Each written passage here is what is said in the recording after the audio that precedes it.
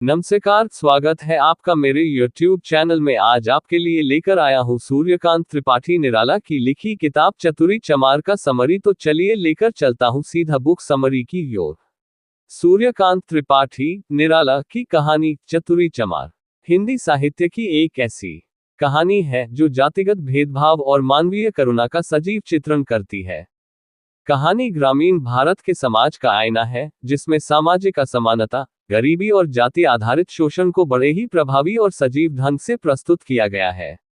कहानी का नायक, जो मेहनतकश, ईमानदार और स्वाभिमानी व्यक्ति है, वह अपने कठिन जीवन के बावजूद सच्चाई और मानवता का साथ नहीं छोड़ता। एक गरीब ब्राह्मण परिवार जो गांव में रहते हुए आर्थिक संकट का सामना कर रहा है। ऊंची जाति के लोग जो चतुरी और अन्य दलितों को नीच समझते हैं और उनका शोषण करते हैं। गांव का जीवन और चतुरी की स्थिति।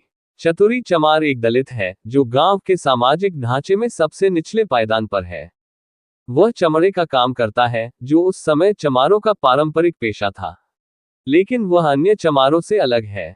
चतुरी ईमानदार, परिश्रमी और स्वाभिमानी है। गांव में जाति आधारित भेदभाव स्पष्ट रूप से दिखता है। उच्च जाति के लोग, विशेषकर ब्राह्मण और ठाकुर, चमारों और अन्य निम्न जातियों के लोगों को हेय दृष्टि से देखते हैं। चतुरी इस सामाजिक अन्याय को स्वीकार नहीं करता और हमेशा अपने आत्मसम्मान को बनाए रखता है। चतुरी का जीवन कठिनाइयों से भरा हुआ है। वह गरीब है और मुश्किल से अपने परिवार का पेट भर पाता है। इसके बावजूद वह दयालु और मददगार है। गांव में एक घटना होती है जब एक ब्राह्मण परिवार भयंकर आर्थिक संकट में फंस जाता है। उनके पास खाने के लिए अनाज तक नहीं बचता।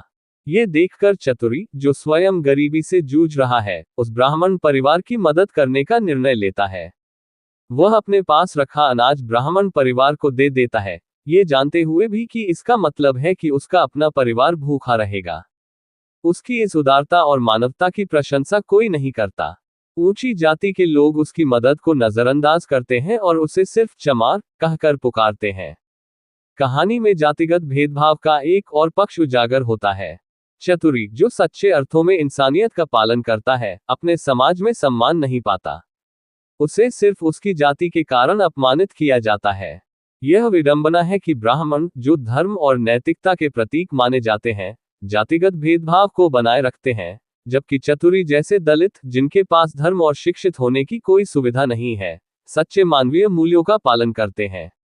कहानी के अंत में चतुरी अपने कठिन जीवन और समाज की कुरीतियों के बावजूद अपने स्वाभिमान और आदर्शों को बनाए रखता है। वह गरीबी और जातिगत भेदभाव से टूटता नहीं है। चतुरी का व्यक्तित्व इस बात का प्रतीक बनता है कि इंसान की पहचान उसकी जाति से नहीं, बल्कि उसके कर्म और मानवीय मूल्यों से होती है। कहानी के मुख्य विचार और संदेश। कहानी जाति व्यवस्था के खिलाफ एक तीखा व्यंग्य है। ये दिखाती है कि कैसे जातिगत भेदभाव समाज को विभाजित करता है और मानवता को चोट पहुंचाता है। चतुरी की उदारता और सच्चाई ये सिखाती है कि सच्चा इंसान वही है जो अपने कर्म और मूल्यों पर अडिग रहता है। यह विडंबना है कि ऊंची जाति के लोग, जो खुद को श्रेष्ठ मानते हैं, मानवता के मूल्यों से कोसों दूर हैं, जबकि चतुरी जैसे लोग, जिन्हें नीच समझा जाता है, सच्चे मानवीय आदर्शों का पालन करते हैं। कहानी इस बात पर भी जोर देती है कि समाज में बराबरी और न्याय के लिए बदलाव जरूरी है। निष्कर्ष।